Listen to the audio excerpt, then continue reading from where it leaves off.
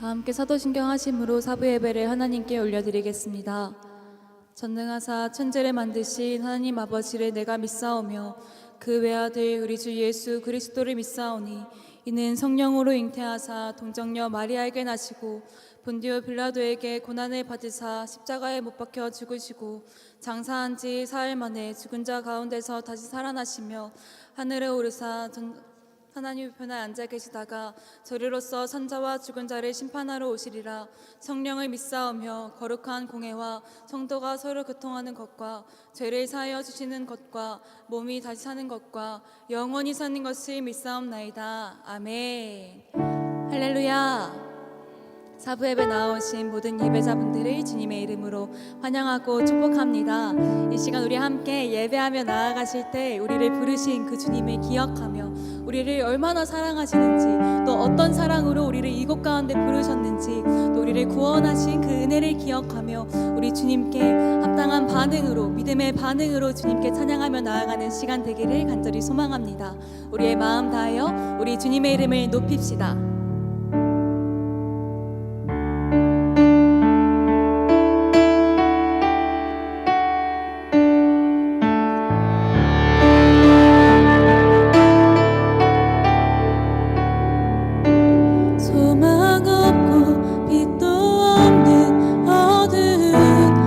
예수님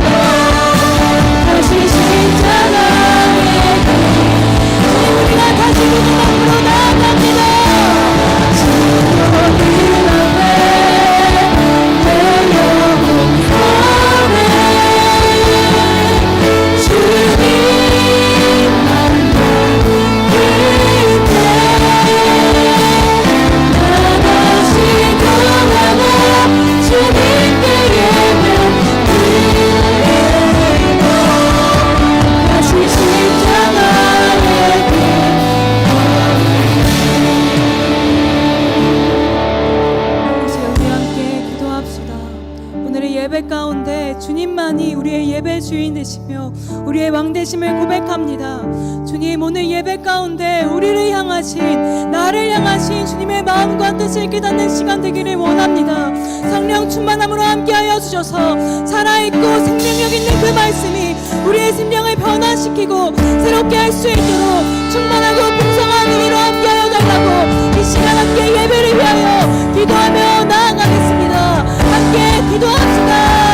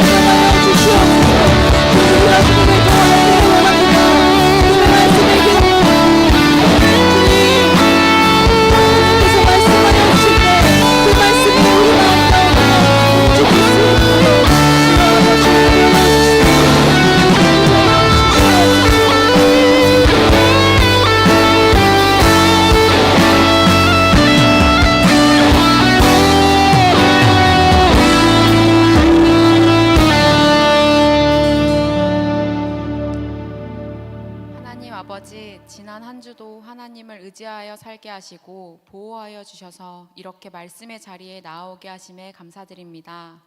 주님께 올려드리는 이 예배의 시간이 온전히 주님께만 집중하고 주님을 찬양하며 주님께 영광 돌려드리는 시간이 되길 소망합니다.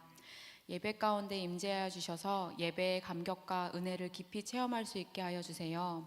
오늘 변신의 기죄라는 제목으로 말씀을 전하실 담임 목사님께 지혜와 능력을 부어주시고 사부 예배를 드리는 모든 청년과 성도들이 하나님의 말씀에 순종하고 믿음으로 결단하는 기쁨의 순간들이 넘쳐나게 하여 주세요. 말씀이 일회성으로 끝나는 게 아니라 삶 속에서 살아서 역사하심을 경험하고 말씀을 통해 누리는 기쁨으로 인하여 가족과 이웃에게 말씀을 나누지 않고는 견딜 수 없는 뜨거운 열정을 부어주세요. 또한 예배를 위해 보이지 않는 곳에서 헌신하는 자들도 섬김 속에서 은혜를 먼저 누릴 수 있도록 도와주시고 온전히 말씀에 집중할 수 있도록 도와주세요. 교회의 머리 되시는 주님, 동산교회가 하나님의 충만한 사랑을 먼저 경험한 자로서 사람을 살리고 키우고 보낸다는 사명을 감당할 수 있길 원합니다. 교회에 갇혀서 개인의 안전과 평안만을 지키려는 모습이 아니라 이웃을 향해 시선을 돌리고 사랑하고 섬기기 위해 애쓰는 교회가 되길 소망합니다. 깨어진 가정과 사회 속에서 먼저 하나님의 사랑을 전하고 말씀과 기도로 회복에 앞장서는 공동체가 되게 하여 주세요. 특히 이번 주 수요일부터 금요일까지 진행되는 라이프 투게더를 위한 특별밤 기도회 가운데 임재하여 주셔서 하나님을 알지 못하는 한 영혼을 위해 간절함으로 뜨겁게 기도하는 시간이 되게 하여 주세요. 다음 주일에 진행되는 라이프 투게더를 위하여 기도합니다. 모든 청년들이 작정한 태신자와 함께 나올 수 있도록 태신자의 마음을 열어주시고 당일에 나오지 못하더라도 사랑으로 품고 기도하며 연락하는 과정에서 전하는 자와 전함을 받는 자 모두 하나님의 사랑을 조금이라도 경험할 수 있는 시간이 되게 하여 주세요. 나라와 민족을 위하여 기도합니다. 사건 사고가 계속되고 갈수록 악하여만 지는 그 세대 가운데서 하나님의 자녀들이 하나님의 소리 내기를 주저하지 않기를 소망합니다. 때를 분별하며 올바른 행동을 할 수 있도록 지혜와 겸손함을 부어주시길 기도합니다. 대선이 얼마 남지 않았습니다. 모든 나라와 민족의 주인은 오직 하나님 한 분이심을 기억하며 하나님을 두려워하는 자가 세워질 수 있도록 나라를 위해 앞장설 수 있는 지도자가 세워질 수 있길 마음 모아 기도합니다. 모든 것을 아시고 선한 길로 인도하여 주실 하나님을 신뢰하오니 하나님께서 이 나라를 하나님의 계획하심으로 온전히 인도하여 주세요. 전 세계 열방의 주인 되시는 주님, 아직도 주님을 알지 못한 채 고통 속에 살아가는 많은 나라들이 있습니다. 각국의 복음이 전하여지고 성경적 가치가 전파되어 하나님이 만드신 창조 질서가 회복되는 기쁨이 온 땅에 퍼져나가길 소망합니다. 각 나라에 먼저 보내심을 받은 선교사님들을 지키고 보호하여 주시고 하나님의 나라가 확장됨을 먼저 경험할 수 있도록 능력과 힘을 부어주세요. 또한 어려운 환경과 상황 가운데서도 하나님을 구하는 이들에게 안식과 평안을 부어주시고 담대함으로 하나님 나라를 꿈꾸며 살아갈 수 있도록 도와주세요. 우리의 생각과 계획을 뛰어넘어 일하실 하나님을 신뢰하며 예수님의 이름으로 기도드립니다. 아멘.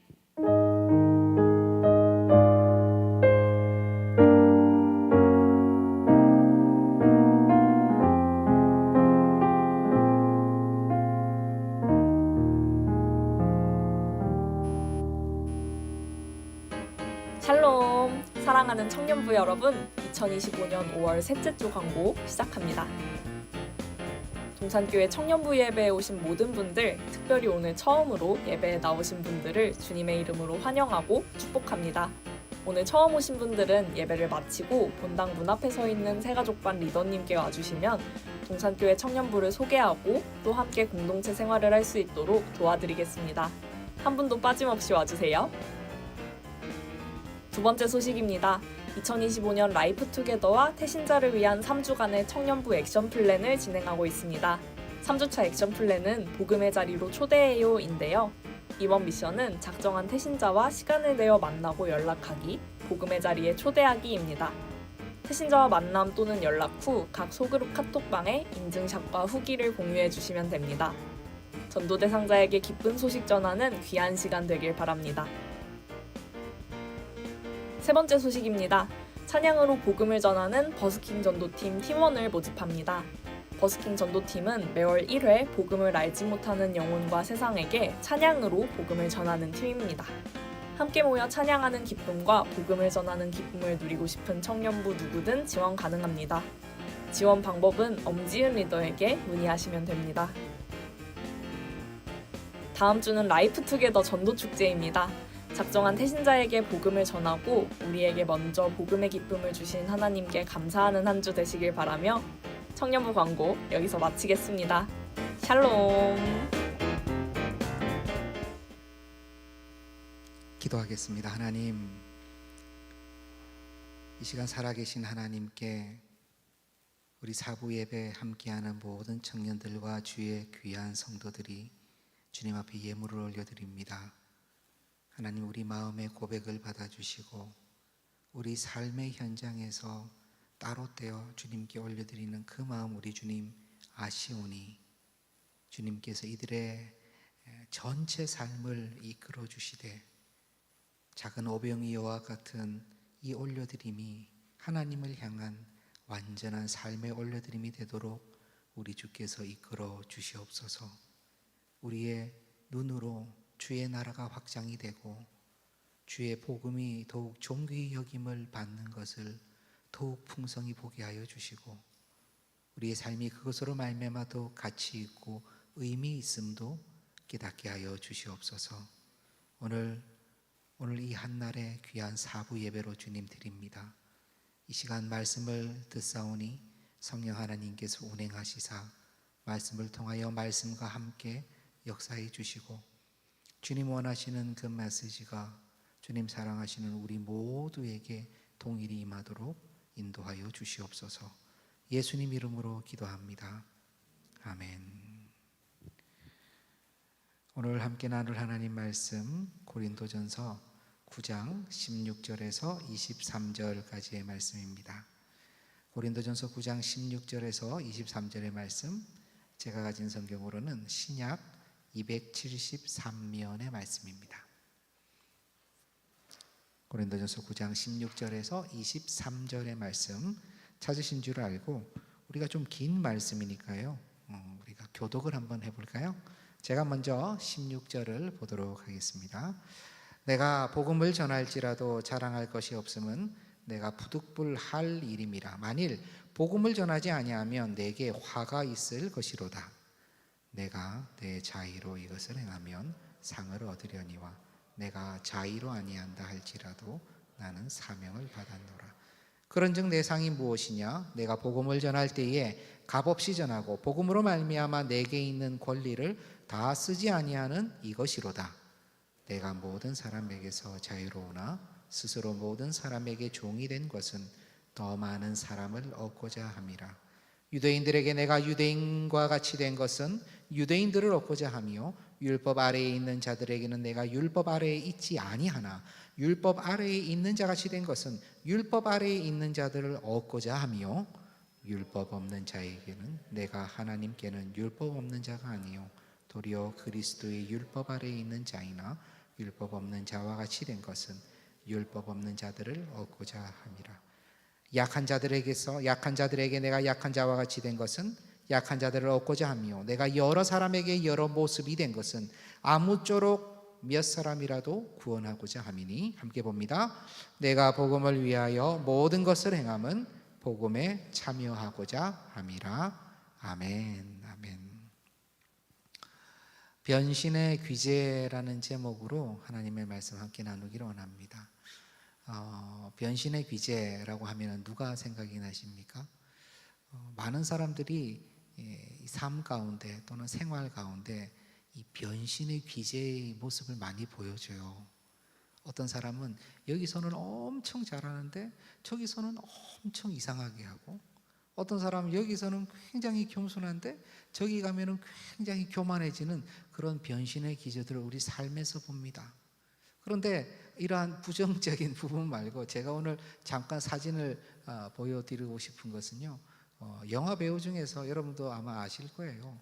크리스찬 베일이라는 배우가 각 영화에 임하면서 굉장히 다른 모습으로 그 역할에 몰두해서 막 이렇게 변화하는 모습이 나오는데요. 한번 보여주시겠어요? 사진을요? 네. 지금 제가 보기에 제일 왼쪽에 있는 저 멋진 사진은 어느 영화에 나오냐면 배트맨에 나오는 데서 가져왔습니다. 크리스찬 베일의 모습이죠. 중간에 있는 저 사진은요, 머시니스트라고 하는 영화인데 굉장히 여러 가지 약물과 그리고 또 정신적인 문제로 잠을 못 이루는 노동자, 거의 50kg 정도가 안 되는 정도의 몸무게를 뺐어요. 한 35kg 이상을 뺐다고 합니다. 그래서 원래 저 장면보다 정말 이 피골이 상접한 갈빗대가 앙상히 드러나는 장면이 있는데 제가 우리 1, 2, 3부 우리 장년들에게 도저히 보여드리지 못하겠더라고요. 그래서 얼굴만 뗐어요. 마지막에 있는 제일 오른쪽에 있는 저 사람은 동일한 사람이 맞습니다. 저 사람은 바이스라고 하는 영화, 부통령, 바이스 프레지던트를 부통령이라고 그러잖아요. 체니 부통령을 본인이 이렇게 역할을 한 것인데, 체니 부통령이 저렇게 머리카락도 좀 없고 퉁퉁합니다. 그래서 그 모습 그대로 지금 만든 거예요. 역시 저 때는 한 30kg를 또 찌웠다고 합니다. 찌워서 또 머리는 위험을 무릅쓰고 다 뽑고 밀고 그렇게 해서 지금 저 역할을 소화했다고 하네요. 네, 됐습니다. 크리스찬 베일은 자기가 이렇게 한 영화 안에서 그 역할과 완전히 일치되는 그런 완벽한 크리처, 그런 피조물이고 싶다라고 얘기하는 그것을 자기의 영화 배우로서의 철학이라고 얘기한다고 합니다. 그렇죠. 이런 영화 배우 가운데서 이런 변신의 기제, 참 놀라운 사람이죠. 그런데 성경에도 이런 사람이 나오는데, 오늘 읽은 본문의 고백 들으셨죠? 사도 바울의 고백입니다. 뭐라고 나오나요? 사도 바울은 유대인들에게는 내가 유대인의 모습으로, 그리고 율법 아래에서 율법의 영향을 받는 자들에게는 내가 비록 자유하나 율법 아래에 있는 자들의 모습으로 나아가겠고, 율법이 없는 자에게는 내가 비록 그리스도의 율법에 매여 있으나 율법이 없는 자와 같은 이방인의 모습으로 내가 나아가겠다. 그 중에 심력이 약한 자에게는 약한 모습으로, 담대하지 못한 자에게는 나도 담대하지 않은 모습으로 그렇게 나아가겠노라라고 얘기를 하고 있는 것이죠. 왜 지금 이렇게 오만 모습으로 다 나가겠다고 그럴까? 영화 배우는 자신 본업에 충실하려고, 또 자신의 배우로서의 철학을 이루려고 이렇게 살도 빼고 막 이렇게 하고 나가는데, 지금 사도 바울은 왜 이 소위 난리를 치고 있냐 말이죠. 이유가 나옵니다. 오늘 읽은 본문이죠. 9장 22절 하반절입니다. 내가 여러 사람에게 여러 모습이 된 것은 아무쪼록 몇 사람이라도 뭐 하고자 한다고요? 구원하고자 함이니. 사도 바울은 몇 사람이라도 구원하려고 여기서는 이 모습으로, 저기서는 저 모습으로, 여기서는 이렇게 그 모습이 한번 대략 우리도 생활을 하는 생활인이니까요. 어떤 느낌인지 좀 느낌이 올 거예요. 그거 이렇게까지 하는 모습을 한번 보십시오.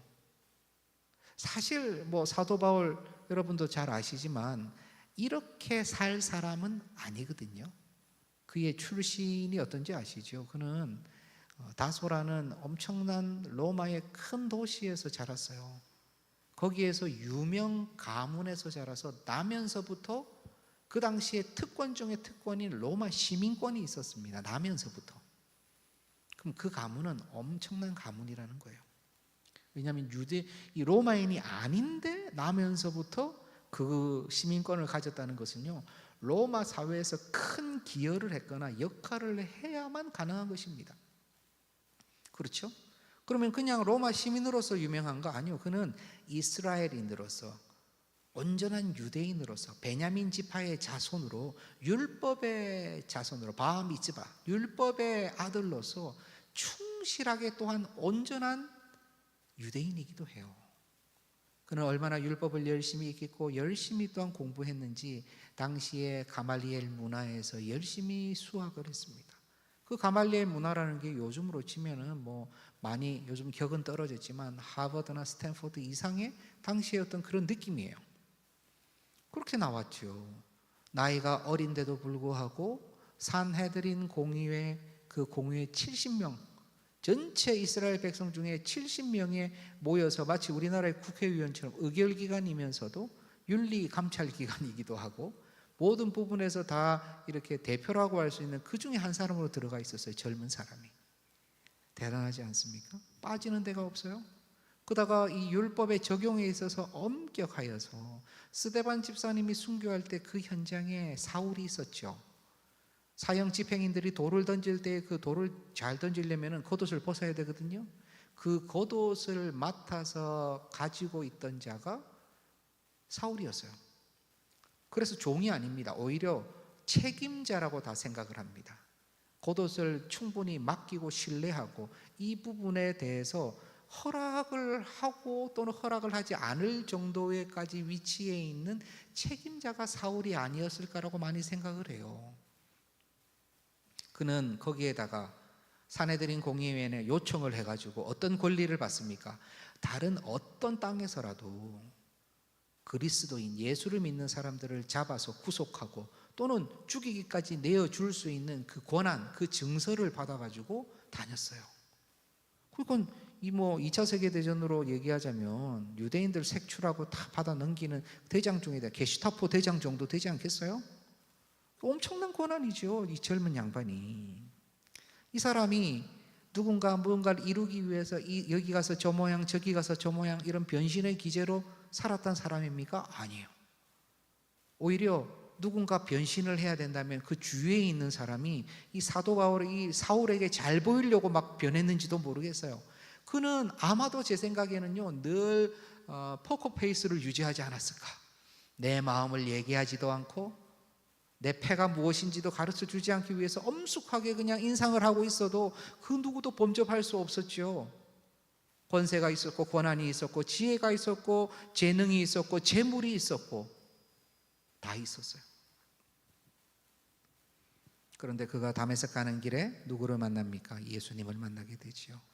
살아계신 하나님의 아들 그 예수님을 자기가 핍박했다는 생각이 들었던 거예요. 알게 됐어요. 자기는 열심히 했는데 그게 살아계신 하나님 아들 예수님을 핍박하였구나. 내가 정말 씻을 수 없는 과오를 저질렀구나. 내가 어떤 것으로도 갚을 수 없는 큰 죄를 지었구나. 내 인생이 가장 처참하고 비참하구나 하는 생각을 그는 했던 것입니다. 왜냐하면 그는 율법을 그렇게 적용하는 것, 그러니까 유대인들을 잡아서 죽을 때까지 내어주는 그 자체가 뭐라고 생각한 거예요? 정의라고 생각했어요. 선이라고 생각했어요. 의라고 생각했습니다. 생명을 바쳐서 예루살렘에서요 거의 100km 이상 떨어진 곳까지 가가지고 그 잡으려고 하는 열정을 보였던 것입니다. 그런데 그게 아니라는 거예요. 잘못됐다는 것을 본인이 알게 됐어요. 그러니까 얼마나 큰 충격을 받았을까요? 이건 도저히 내가 내 생명으로도 이거 갚을 수가 없겠는데 하는 생각을 아마 했을 거예요. 그런데 당시에 1세기 이 유대인들이 살고 있던 이 배운 자들이 어느 정도 가지고 있었던 모든 큰 문화가 그 당시에 있었는데 뭐냐면 명예와 수치의 문화입니다. 들어보셨죠? 명예를 너무 중요하고 수치를 중요하게 여겨요. 그래서 내가 능력이 되는데 자꾸 어려워져 가지고 구제를 받았어요. 그럼 그냥 땡큐 하고 안 넘어갑니다. 다음에 좀 괜찮아졌을 때 어떻게 해요? 반드시 갚습니다. 반드시 갚아요. 옛날에 우리 그 선비 문화 있잖아요. 지질이 아무것도 없고 그냥 먹을 것도 하나도 없는데도 밖에 나가서 먹을 거 구하지 않죠. 그냥 앉아 있습니다. 그러면 지나가던 쌍놈이 아유 저러다 굶어 죽지 해가지고요 떡 하나 던져주잖아요. 그럼 고맙다는 얘기도 안 하고 가고 나면 먹어요. 그러다가 그 다음 해쯤 삶이 풀리고 생활이 괜찮으면요 떡 하나 챙겨갑니다. 그리고 어떻게 해요? 그 쌍놈한테 던지는 거예요. 얘다 가져가라. 여전히 고맙다는 얘기는 없어요. 그럼 뭐냐 하면요 내가 안 받아도 되지만 뭐 죽을 것 같지만 줘서 내가 먹긴 먹지만 이것이 수치로 다가오는 거예요. 이 수치는 빨리 씻어내야 되는 거죠. 내가 명예로운 도움을 받았다면 명예롭게 또 갚아줘야 되는 거예요. 사도 바울도 그런 문화에 있었던 거죠. 그런데 본인은 지금 하나님 그리고 살아계신 하나님 아들 예수님께 어느 정도의 과오를 저질렀어요? 생명을 내어놔도 갚을 수 없는 그러한 과오, 그러한 실수, 큰 책임을 가지게 된 거예요. 그런데 마침 바로 자기가 이렇게 죽어도 갚을 수 없다는 생각이 들었을 때 예수님께서 이 사울을 뭐로 세우냐면 이방인의 사도로 삼아 주십니다. 사도행전 9장 15절 볼까요? 아나니아라는 하나님의 사람을 통하여 사울에게 이제 보내는 거죠. 주께서 이르시되 가라. 이 사람 바로 사울입니다. 내 이름을 이방인과 임금들과 이스라엘 자손들에게 전하기 위하여 택한 나의 그릇이다. 그것을 아나니아는 사도 바울에게 얘기를 해줬어요. 이방인을 향하여 모든 족속의 임금들, 이스라엘 자손이라고 할 때는 주로 디아스포라 이스라엘, 흩어져 있는 이스라엘인들, 저기 본토 예루살렘이나 유대에 있는 이스라엘인들 말고 바깥으로 보낸다는 거예요. 이때에 아마도 거의 확실히 사도 바울은요, 야 그렇구나. 내가 이제 이 일을 하면은 내가 지금 느끼고 있는 이 치욕, 내가 갚아야 될 이 영적인 채무, 생명으로도 도저히 다 갚을 수 없는 이러한 것들을 좀 어떻게 해요? 만회할 수 있겠구나, 갚을 수 있겠구나, 이거 하면서 좀 상쇄를 할 수 있겠구나라고 분명히 생각을 했을 거예요. 이게 어떤 마음이냐면요, 이게 어떻게 보면은 명령에 따르는, 사명에 따르는 당연히 해야 될 것으로 나에게 다가오는 일이 된 거예요. 이것을 하면은 무엇인가 내 수치와 내 과오를 조금씩 갚아 나갈 수 있다고 생각하는 거죠. 그래서 그는 복음을 전할 때 그 마음 가운데 아마 내 과오를 생각하면서 이것을 어떻게든 해야 된다라는 그런 사명으로 정말 불타 올랐습니다. 갚아야 될 것을 갚아야 되겠다라는 심정으로 복음 증거에 임한 것이죠. 가만히 들어보면요, 사도행전 보면 사도 바울이 자신의 간증을 엄청 많이 합니다. 공식적으로는 3번, 비공식적으로는 4번에서 5번까지 스쳐 지나가는 얘기까지 합하면 하거든요. 근데 할 때마다 주로 어떤 얘기를 많이 하냐면, 내가 그렇게 핍박했다, 내가 그렇게 힘들게 했다, 그런데 나를 주님께서 구해 주셨다. 저희 같았으면 어떻게 보면 우리 형제나 자매가 그러면요, 이제 그만 좀 잊어, 다 용서하셨어, 거기 아직까지 사로잡혀 있어, 이렇게 얘기할 수도 있어요. 그런데 그는 그것을 은혜의 간증으로 계속 얘기하고 있거든요. 그가 이 사명과 소명, 이 명령에 순종하는, 무엇인가를 채무자의 심정으로 갚아야 한다는 그 마음을 바로 오늘 본문 고린도전서 9장 16절 17절 읽은 본문에서 우리는 엿볼 수 있습니다. 제가 한번 읽어볼게요. 내가 복음을 전할지라도 자랑할 것이 없음은 내가 부득불할 일임이라. 만일 복음을 전하지 아니하면 내게 화가 있을 것이로다. 내가 내 자의로 이것을 행하면 상을 얻으려니와 내가 자의로 아니한다 할지라도 나는 사명을 받았노라. 자주 읽었던 구절일 수 있는데요, 오늘 한번 자세히 보세요. 복음을 전하지만 자랑할 것이 없대. 우리는 처음에 굉장히 겸손해서 그런 줄 알았어요. 아유, 우리 사도 바울 겸손하구나. 그런데 내가 복음을 전하지 아니하면 내게 뭐가 있을 거라고요? 화가 있을 거래요.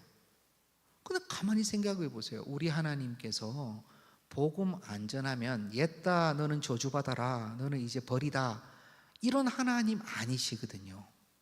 그건 우리 성경 전체를 사도 바울도 알아요. 그런데 이건 어떤 느낌이죠? 본인은 이것을 안 하면 이거 난 진짜 갚는 거예요, 안 갚는 거예요? 안 갚는 거란 얘기예요. 나는 갚아야 될 것이 있는데 안 갚는 거라는 거예요. 그러니 오히려 내게 화가 미치는 것처럼 느끼고 그렇게 생각이 된다는 것입니다. 얼마나 좀 강제적으로 이 일을 해야 되는지를 얘기하고 있어요. 내가 내 자의로 이것을 행하면 내가 상을 얻겠지. 참 귀한 일이잖아, 맞죠? 그런데 자의로 하지 않는다 하더라도 해야 돼요, 안 해야 돼요? 나는 해야 된다는 거예요. 사명을 받았다는 거예요. 사명, 하나님으로부터 명령을 받았다는 것입니다. 그래서 자랑할 것도 없다는 거예요.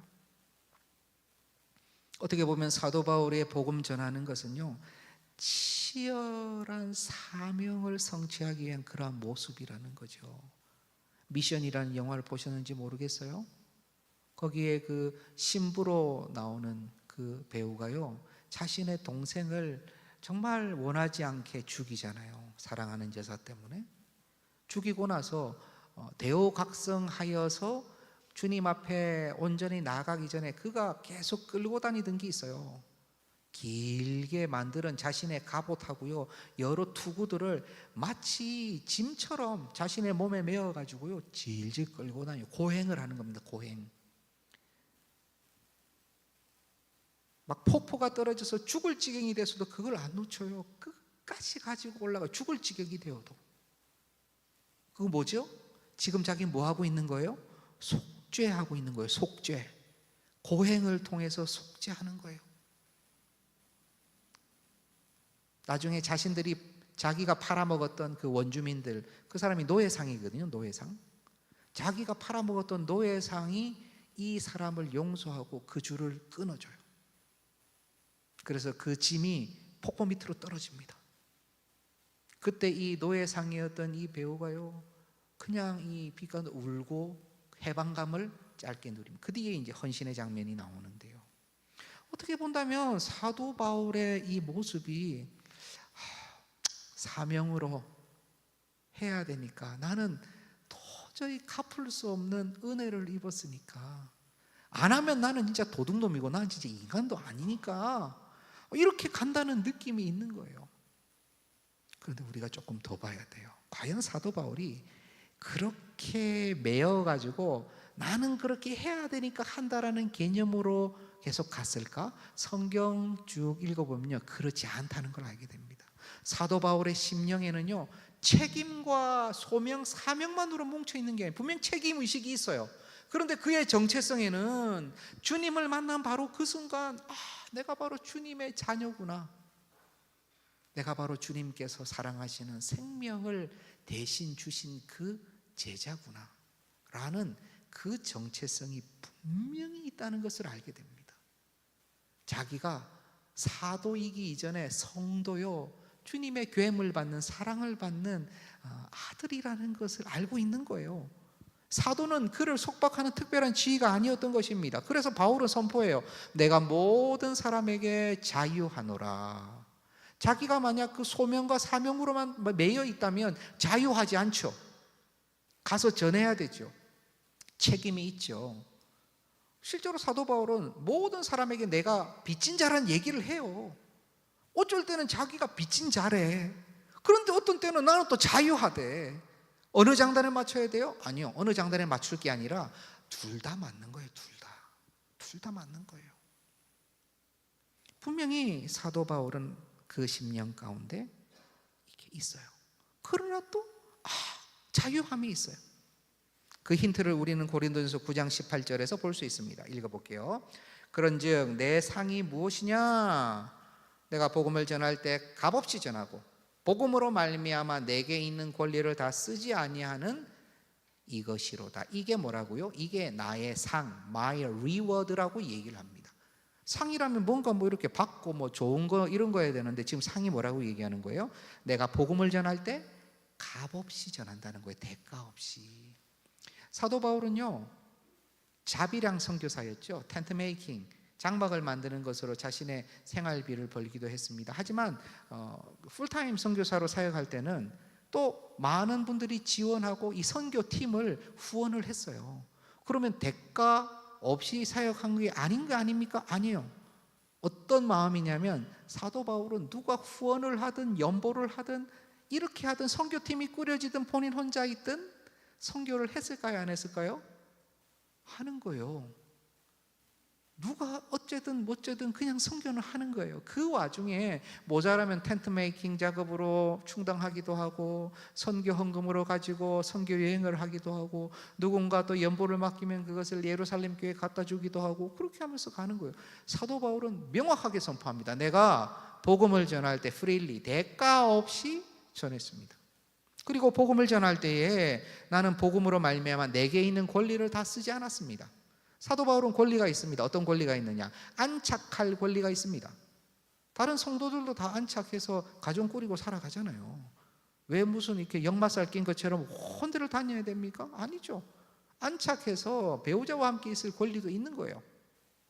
매맞지 않을 권리가 있습니다. 생명의 위협을 받지 않을 권리가 있습니다. 다 권리가 있는데 그 권리를 어떻게 해요? 복음을 전하는 권리 밑에다가 둔 거예요. 복음을 전하는 권리 밑에다가. 그러니까 복음을 전할 때 값없이 전하고 복음을 전하는 것을 가장 우선적으로 내가 지금 하고 있는데 이게 뭐라고요? 이게 내 상이라는 거예요. 상이라고. 그러면 이 상을 누리는 사도 바울이 과연 사명으로만 쫓겨서 명령을 따라서 해야만 되니까 복종하면서 이렇게 하고 있는 것일까요? 복종하면서? 그게 아니라는 거예요. 앞에도 나왔지만 자의로 하면 상을 얻으려니와 그랬잖아요. 자의로, 스스로 자발적으로 하면. 지금 이 모습은요, 그냥 기뻐서 감사해서 복음의 능력 때문에 그냥 이 복음을 전해야 되겠다는 그 우선권을 가지고 복음을 전하고 있는 모습이에요. 매여가지고 끌려가면서 눈물을 흘리며 해야 돼서 해야 되는 것이 아니라 하고 싶어서 그렇게 하기 원하니까 그 어떤 대가도 없음에도 이렇게 나아가고 있는 거죠.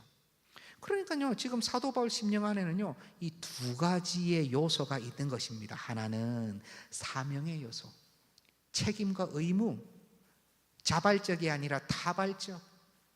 또 한쪽은 복음의 기쁨으로 말미암아 자발적으로 감사함으로 선포하고 싶어서 하는 이 두 가지가 있는데 이 두 개가 어떤 형상을 가지고 있느냐? 아주 아름답게 조화가 되어 있는 거예요. 어떤 경우에는 나의 기쁨이 앞서서 사역하기도 하다가 어떤 때는요 사명이 앞서서 나를 끌어가기도 하다가 앞서거니 뒤서거니 하면서 그렇게 아름답게 사역을 하고 있는 것입니다. 그러니 때로는 내가 모든 이에게 빚진 자로다라는 사명의 얘기를 하고 또 때로는 내가 모든 이에게 자유하나 내가 모든 일을 얻고자 복음을 들고 나간다라고 얘기하는 거죠. 이게 정상이에요. 이게 정상이에요. 이것을 보면은 저는 우리 부부관계가 많이 생각이 났어요. 사랑하는 사람 부부관계 또는 교제하는 관계. 교제를 하다가 또 언약을 맺고 가정을 이룰 수 있죠. 그래서 남자친구 여자친구 하다가 남편과 아내가 될 수 있는 거 아닙니까?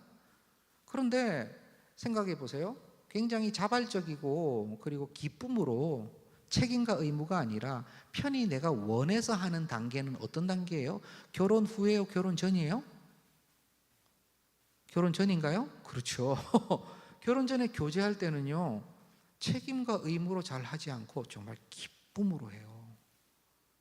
남자도 혹시 차가 있으면요 데리고 안 와도 된다 그래도 막 데리러 가요. 아유 안 와도 된다 그런 책임 느낄 필요 없다. 아니야 내가 하고 싶어서 한대. 자매가 맛있는 거 막 싸우는 거 아유 우리 안 해도 된다. 아 내가 하고 싶어서 도시락 싼대. 다 하고 싶어서 섬기고 하고 싶어서 사랑하고 하고 싶어서 다 한대요. 자발적이에요. 기쁨으로 섬겨요. 그런데 이 언약 관계 안에 들어가 가지고 가정을 이루게 되면 그때는 뭐예요? 픽업을 하려고 그러니까 야 내가 남편으로서 픽업을 해야 되겠지? 오늘은 너무 힘든데? 갑자기 책임과 의무의 어떤 그런 요소가 들어와요. 야, 내 도시락을 싸야 되는데 이거 내가 내일도 모레도 내가 1년 동안 계속 싸야 되나? 내가 하고 싶을 때만 하면 안 되나? 갑자기 이게 책임과 의무의 단계로 쑥 들어오는 거예요.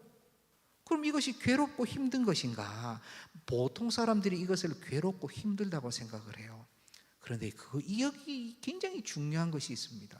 여러분, 이것이 없으면요, 온전함을 이루어 나갈 수가 없어요. 하나님께서 그렇게 만드셨어요. 온전함은 언약 관계 가운데 책임과 의무, 생명을 다한 책임과 의무 가운데 자발성이 함께 동반이 돼요. 처음은 자발성으로 시작하죠. 그 다음에는 책임과 의무가 그것을 잡아줘야 되고요. 그 위에 다시 자발적인 기쁨과 감사가 서게 됩니다. 가다 보면 또 흐트러지니까 또 다시 책임과 의무, 소명과 사명이 나를 이끌어줘야 돼요. 그런데 많은 커플들이 어떻게 생각을 해요? 야, 우리가 결혼하기 전에는 정말 기쁨으로 감사로 섬겼는데 이 결혼이라는 것 때문에 우리가 이렇게 매여가지고 책임과 의무와 여러 가지 사명을 가지고 하다 보니까 사랑이 식었다는 거예요. 그래요, 여러분. 그 몰라서 하는 얘기예요. 사랑은 그 위에 세우는 거예요. 저 바깥쪽에 있는 많은 사람들이요, 뭐 사랑과 결혼, 사랑과 이혼, 결혼 뭐 그런 프로그램도 있었죠. 가만히 보면은 이 사명과 소명 관계로 묶어져서 사랑을 해야 되는데 이렇게 묶어졌는데도 계속 어떤 사랑을 꿈꿔요? 자발적이고 심장이 쿵쾅거리고 그냥 이 도파민이 올라가는 그런 사랑을 계속 꿈꾸는 거예요. 야, 나 그런 사랑인 줄 알고 결혼했더니 아니라는 거예요. 다른 데로 계속 돌아보는 거예요. 또 없나 돌아보면 또 저기 또 그런 사람 또 있어. 그런 사람하고 또 마음을 맞춰가지고 심장이 쿵쾅거리는 그냥 자발적 사랑을 하고자 해도 그렇게 조금 지나면 어떻게 돼요?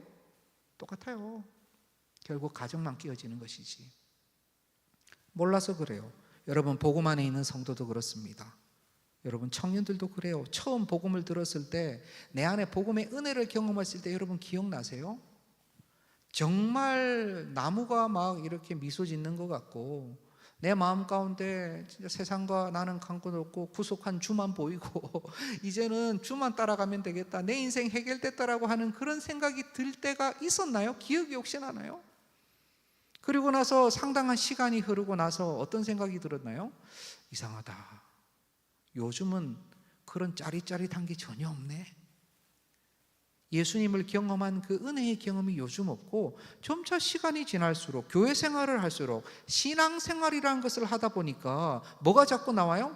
사명이란 얘기를 자꾸 해요. 소명이란 얘기를 하는 거예요.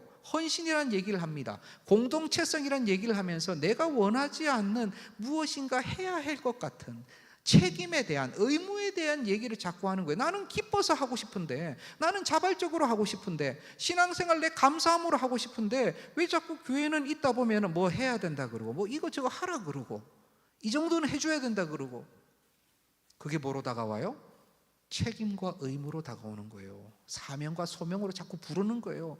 그런데 가면서 사명과 소명이 점차 커지면 자꾸 뭐가 작아지는 것 같아요? 자발적인 기쁨이나 소망은 없어지는 것 같아요. 이거 아닌 것 같은데, 이거 아닌 것 같은데, 안 되겠다, 나는 일단 예배만 드려야 되겠다. 그래서 진짜 내 기쁨을 좀 회복해야 되겠다. 예배만 드리는 기쁨으로 내 하나님과만 교제해야 되겠다. 그렇게 막 또 시작을 해요. 그런데 제가 장담합니다. 그 기쁨이 더 작아져요. 더 작아져요. 그러다 보면 어떻게 해요? 그러면 여기가 아닌가 보다. 다른 곳 가서 하면 뭔가 생길지도 몰라. 다른 데를 가요, 다른 데를. 그런데 제가 장담합니다.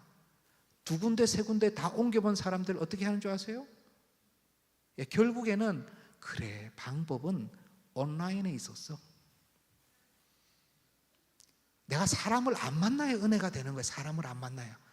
누구를 보기만 하면은 잘 나가다가 싸우고 마음 섭섭하고, 조금만 친해지면은 사람 냄새 풀풀 나고, 그래, 내가 사람을 안 봐야 은혜가 되지.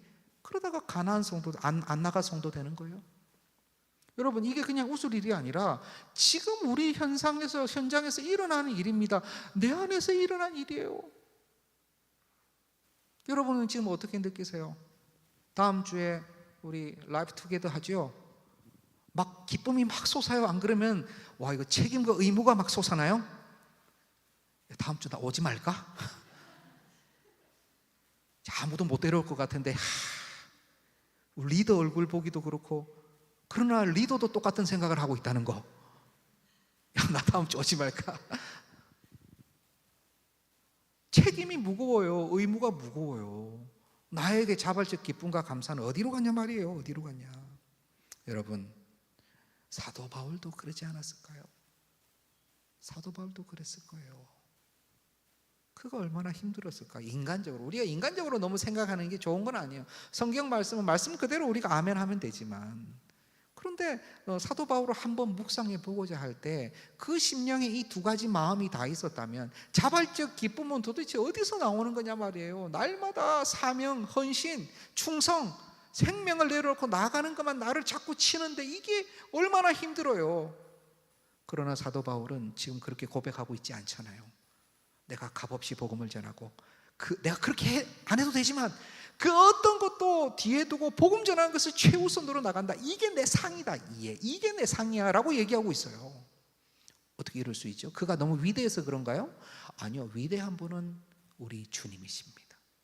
사람을 위대하다고 너무 하지 마세요. 베드로 보고 너무 위대하다고 하지 마세요. 모세 보고 위대하다고 하지 마세요. 성경은 모세 위대한 걸 가르쳐 주려고 나온 게 아닙니다. The great is Jesus Christ. 위대하신 분은 우리 주님이세요. 그럼 어떻게 그렇게 할 수 있을까? 그 비밀이 우리가 오늘 읽진 않았지만 같은 9장의 14절에 나옵니다. 우리 한번 같이 읽어볼까요? 시작. 이와 같이 주께서도 복음 전하는 자들이 복음으로 말미암아 살리라 명하셨느니라. 아멘. 복음 전하는 자들이 복음으로 말미암아 산대요. 이게 무슨 얘기냐? 여기서 산다라는 이 헬라어 동사는 자오라고 하는 동사인데, 우리나라 말 또는 영어로 live하고 똑같은 그런 역할을 해요. 우리나라 말도 야, 잘 살고 있니? 잘 살고 있니? 라고 얘기할 때는 잘 살아가고 있다, 그냥 산다, live의 개념이죠. 어제 사고 갔는데 걔 살았어? 라고 얘기할 때는 뭐죠? alive, 살아있는, 죽지 않고 살아있는 개념으로 두 가지 다 쓰이잖아요. 이 자오라고 하는 이 동사도 그렇습니다. 복음으로 말미암아 산다라는 이 뜻은요, 두 가지 뜻이 다 있어요. 복음으로 말미암아 살아있다, 살아난다라는 의미가 있고요. 또 하나는 복음으로 말미암아 계속해서 어떻게 한다? 살아간다라는 의미가 다 있는 거예요. 그런데 누가 복음으로 말미암아 계속해서 살아있음을 확인하고 계속해서 살아갈 힘과 능력을 얻습니까? 복음 전하는 자가 그렇다고요. 복음 전하는 자가. 복음을 한번 듣고 그 복음으로 말미암아 내 안에 사해처럼 복음을 가지고 있는 자가 아니라, 복음이 나를 통하여 유통이 되고 복음이 나로 말미암아 전달이 되고 복음이 나를 통하여서 선포될 때에, 그때 누가 산다고요? 복음 전하는 자가 복음으로 말미암아 자기가 산다고요. 자기가 살아나고 자기가 살아가게 된다고요. 사도 바울은 이 비밀을 알았어요. 이 비밀을 알았어요. 보십시오. 고린도전서 9장 23절, 오늘 제일 마지막 본문입니다. 내가 복음을 위하여 모든 것을 행함은, 뭐 전하고 변신하고 막 이런 거죠. 다 복음을 위하여 모든 것을 행함은 내가 복음에 참여하고자 함이라. 신코이노노스, 복음과 계속 함께하며 복음에 동참하기 위해요. 복음에 함께하면 뭐가 좋은데요? 복음으로 말미암아 어떻게 되죠? 살아나게 되고 살아가게 된다는 것입니다. 그러니까 그게 기쁘고 감사하고 내가 살아있음을 확인하고 생명이 있음을 알게 되고 생명을 향하여 달려갈 수 있으니까 나는 지금 복음 전한다는 거예요. 복음 전하면 내가 그걸 확인할 수 있게 되고 느끼게 되고 더 힘을 얻게 되고 더 담대하게 나아간다는 것이지요. 이건 정말 비밀 같아요.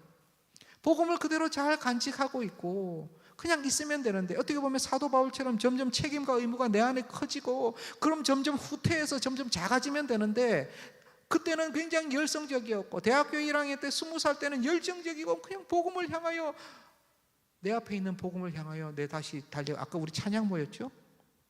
다시 복음 앞에. 그 찬양을 눈물로 부르는 때가 저도 기억나는데요. 그렇지만 어느 순간 후퇴하고, 아니야, 내 밥그릇도 챙겨야지. 내 거 제대로 못하면 그냥 뭐 복음 있어도 무시를 당하고 복음만으로는 안 되고, 그런 생각이 내 안에 든다는 거죠.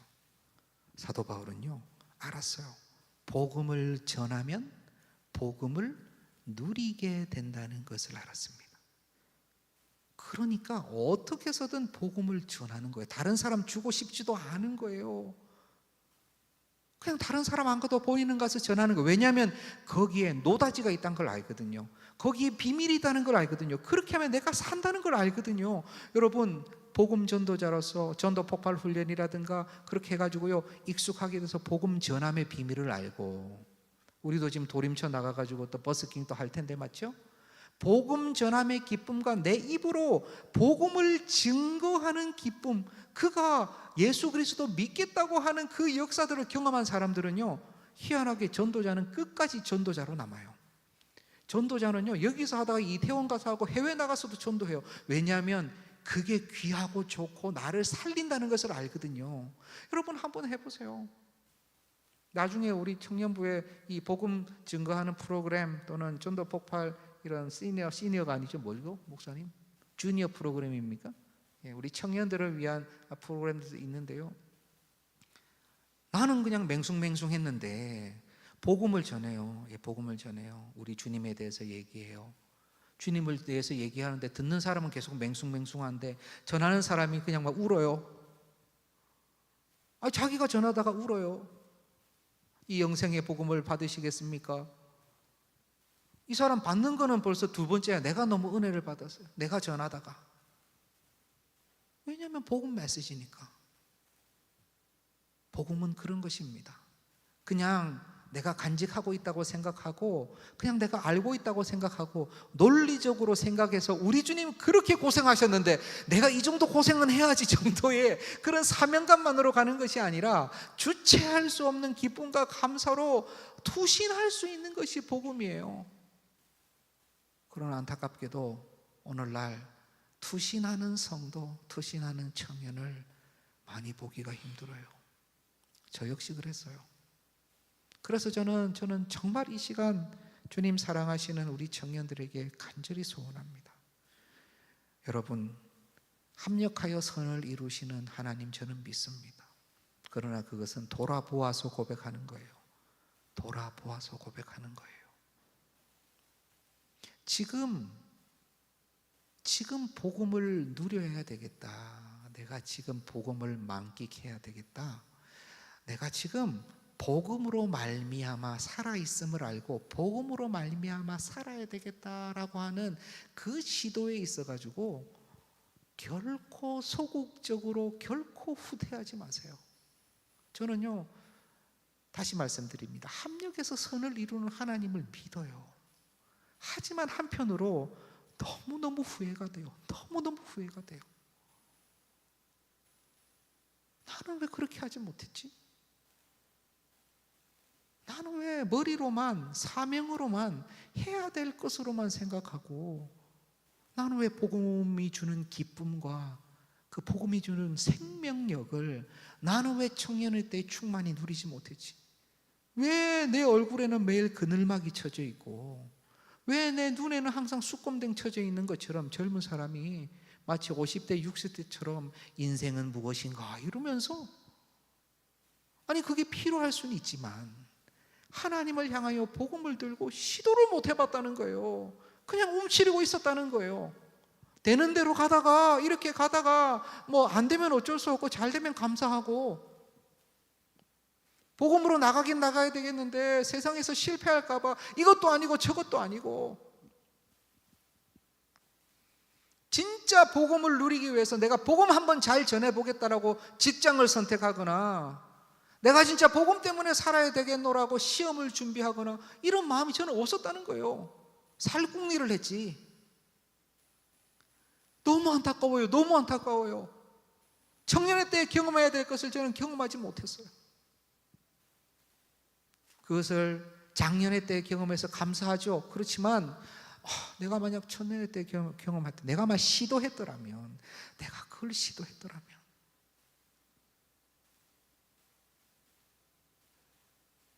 여러분 안에 있는 책임과 의무, 사명이 다가 아닙니다. 여러분이 복음을 가지고 복음 전달자로서 움직이려고 애를 쓰며 이 모양 저 모양으로 살피며 이렇게 변신해 볼까 저렇게 변신해 볼까 그렇게 하는 그 모습을 우리 주님께서 어떻게 보실까요? 저는 저의 자녀가 그렇게 하는 걸 보면요, 눈물이 터질 것 같아요. 너무 감사하고 고마워서, 너무 감사하고 기뻐서.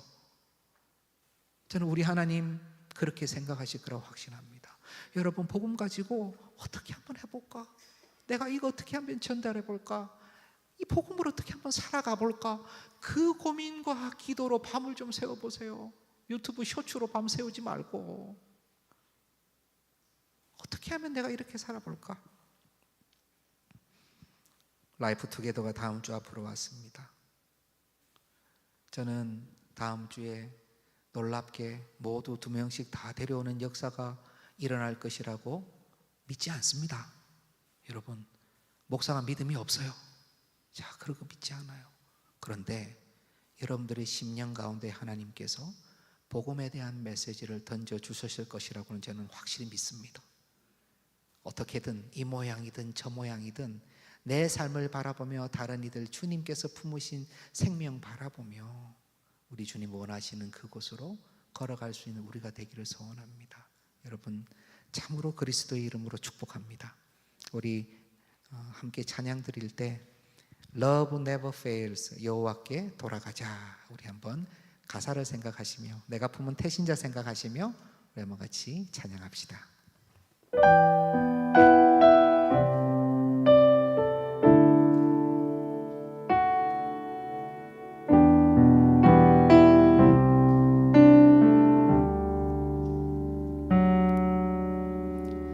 내 백성이 나를 떠나 돌아섰지만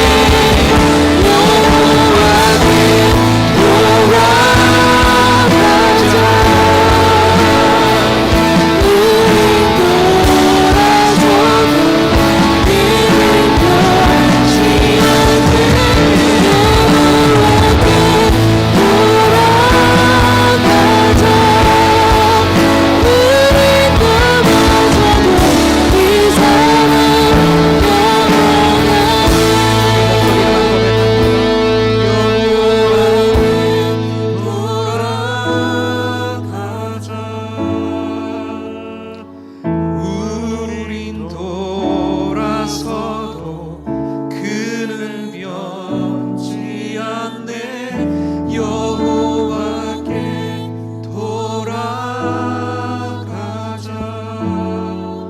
우린 넘어져도 그 사랑 영원하네.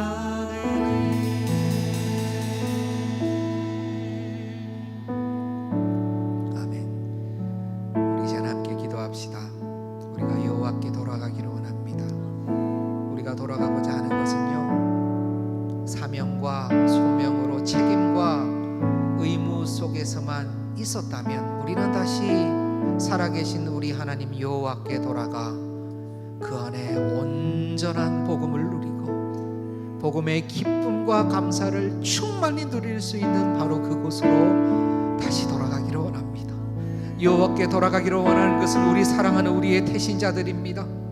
주님께서 부르셨으나 아직 주를 알지 못하고 주 하나님을 나의 주 나의 하나님으로 고백하지 못하는 그들이 여호와께 돌아올 수 있기를 소원합시다. 내가 주님 앞에서 자유한 복음을 자발적으로 주님 앞에 전할 수 있는 복음의 통로가 되게 하여 주시옵소서. 사랑하는 주의 자녀들, 주의 생명책에 이미 이름이 쓰인 그들이 이제는 주를 알아 주를 나의 하나님 나의 주로 고백하며 나올 수 있도록 여호와께 돌아올 수 있도록 이번 나의 기도를 주여 사용하여 주옵소서. 여호와께 돌아가자, 여호와께 돌아오게 하옵소서라는 기도의 제목으로 우리 함께 기도하며 나가겠습니다. 함께 기도합니다. 하나님,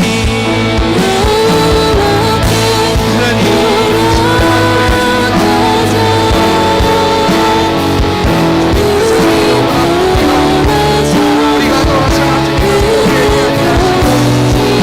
잡아주셔서 이곳에 가있습니다. 그러나 어느 사이인가 우리 안에 주님을 향한 사랑과 자유와 책임과 의무와 소명과 있는 것을 주님께 우리 안에 자유함이 있는 줄 압니다. 복음으로 말미암아 살아갈 수 있는 능력이시오. 복음으로 말미암아 신고할 수 있는 능력이시오. 복음으로 말미암아 온 세상을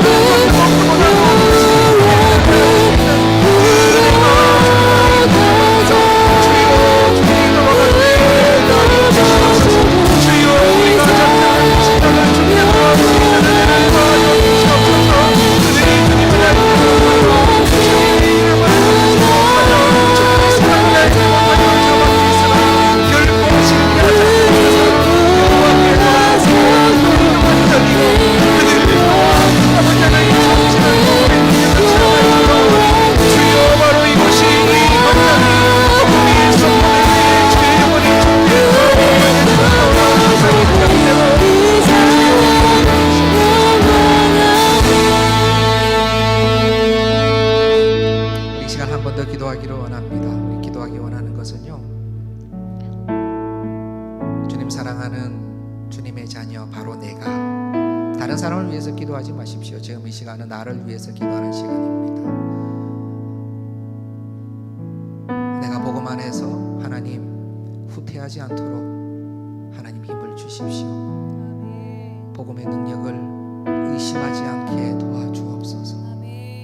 하나님 나라와 그 복음을 두고 온 세상이 인정하든 인정하지 않든 담대한 시도로 나아가는 내가 되게 하여 주시옵소서. 나를 위해서 복음의 사람으로 나아갈 나를 위해서 이 시간 한번 기도하겠습니다. 편히 주님 앞에서 읊조리며 고백하며 함께 기도합시다. 우리 주여 한번 외치고 기도합니다. 주여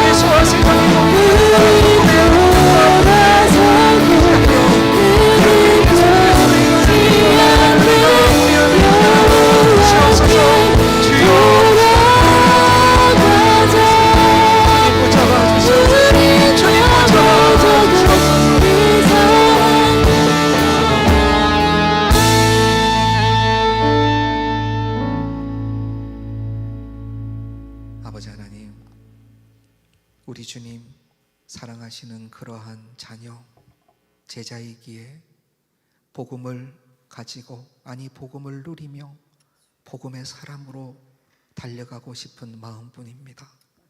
주님, 연약하고 부족한 우리에게 새 힘과 새 은혜를 더하여 주셔서 사랑하는 주의 자녀들이 결코 복음 앞에서 후퇴하지 않도록, 복음 앞에서 숨지 않도록, 복음 뒤에 가리워져 있지 않도록 역사하여 주시옵소서. 오히려 온 생에 우리 주님께서 책임져 주실 줄 알고 복음 붙들고 복음을 향하여 복음을 누리며 복음과 함께 나아가는 은혜가 우리 동산의 모든 청년들, 주님 사랑하시는 성도들 안에 넘치도록 주님 인도하여 주시옵소서. 우리 안에 사명뿐만이 아니라 주님을 향한 기쁨과 감사가 넘치게 도와주시고 복음의 자유함이 차고 넘치도록 주여 이곳을 주의 자유로 덮어 주시옵소서. 사랑하는 주님의 태신자들, 우리가 품은 태신자들, 주의 눈길이 향해 있는 그 영혼들이 이제는 우리를 통하여 우리의 이 모양 저 모양 어떻게든 성령 안에서 변신하여 그들로 하여금 복음을 접할 수 있도록 애쓰는 우리의 모습을 통하여 주여 그들을 붙잡아 주시고 주의 자녀 삼아 주시사 함께 하나님 나라를 꿈꾸며 아름다운 주를 향한 노래를 부를 수 있는 우리 모두가 되도록 인도하여 주시옵소서. 이제는 예수 그리스도의 은혜와 아버지 하나님의 사랑하심과 성령 하나님의 교통하심이 복음의 사명뿐 아니라 그 사명에만 매몰되는 것이 아니라 벅찬 기쁨과 감사로 복음을 전달하기를 소원하는 동산의 모든 청년들과 복음을 향하여 복음으로 말미암아 살아나고 복음으로 말미암아 그렇게 담대히 살아갈 우리 모든 성도들, 그리고 그렇게 새로워질 태신자들 머리 위에 이제부터 영원토록 함께 하시기를 간절히 축원하옵나이다. 아멘.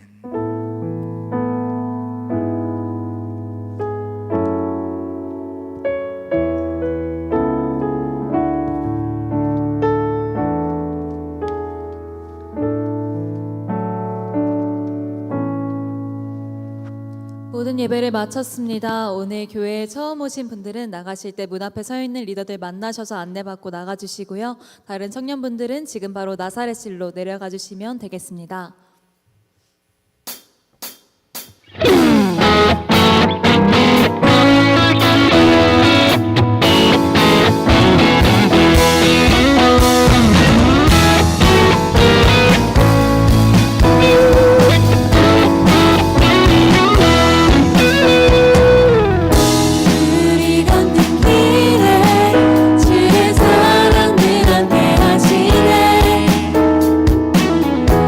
우리